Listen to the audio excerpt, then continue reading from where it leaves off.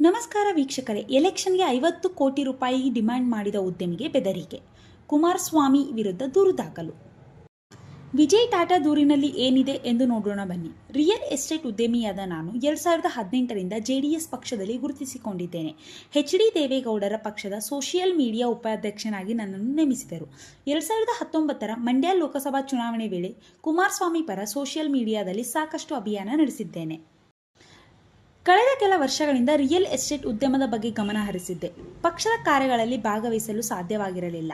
August 24, 2024ರಂದು Ramesh Gowda ನನ್ನ ನಿವಾಸಕ್ಕೆ ಆಗಮಿಸಿದ್ದರು.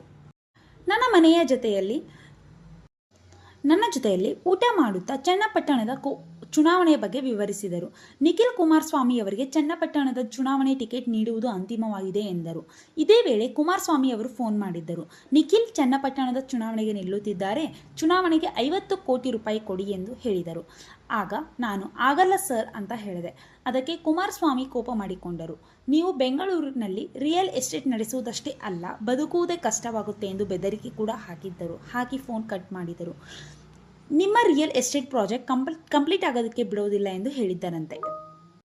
ಕುಮಾರಸ್ವಾಮಿ ಜೊತೆ ಫೋನ್ನಲ್ಲಿ ಮಾತನಾಡುವ ವೇಳೆ ರಮೇಶ್ ಗೌಡ ಎದುರಲ್ಲಿ ಕುಳಿತಿದ್ದರು. ಈ ವೇಳೆ ರಮೇಶ್ ಗೌಡ ಕೂಡ 5 ಕೋಟಿ ಕೇಳಿದರಂತೆ. ದೇವಾಲಯ ಹಾಗೂ ಶಾಲೆ ಕಟ್ಟಿಸುವುದಕ್ಕೆ 5 ಕೋಟಿ ರೂಪಾಯಿ ಕೊಡಿ ಎಂದು ರಮೇಶ್ ಹೇಳಿದರು. ತುಂಬಾ ಕಷ್ಟ ಇದೆ, ಯಾವುದೇ ಕಾರಣಕ್ಕೂ ಆಗುವುದಿಲ್ಲ ಅಂತ ಹೇಳಿದರಂತೆ. ಆ ರೀತಿ ದೂರಿನಲ್ಲಿ ದಾಖಲಾಗಿದೆ. ಈ ಸಂಬಂಧಕ್ಕೆ ಪ್ರತಿಕ್ರಿಯಿಸಿದ ಉದ್ಯಮಿ ವಿಜಯ್ ಟಾಟಾ ಕುಮಾರಸ್ವಾಮಿ ಹಾಗೂ ರಮೇಶ್ ಗೌಡ ವಿರುದ್ಧ ದಾಖಲು ನೀಡಿದ್ದಾರೆ. 1 ವಾರದಿಂದ ಮೆಸೇಜ್ ಕಾಲ್ ಮಾಡುವ ಕೆಲಸ ರಮೇಶ್ ಗೌಡ ಮಾಡುತ್ತಿದ್ದರು. 2019ರ ಚುನಾವಣೆ ಅವರಿಗಾಗಿ ತುಂಬ ಖರ್ಚು ಮಾಡಿದ್ದೀವಿ.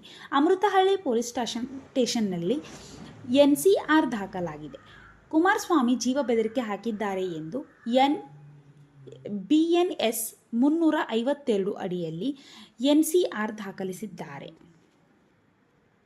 ಈ ಸಂಗತಿಯ ಕುರಿತು ನಿಮ್ಮ ಅನಿಸಿಕೆ ಏನು ಎಂದು ಕಮೆಂಟ್ ಮಾಡಿ ಹಾಗೂ ಲೈಕ್ ಮಾಡಿ, ಶೇರ್ ಮಾಡಿ, ಸಬ್ಸ್ಕ್ರೈಬ್ ಮಾಡಿ. Thank you for watching.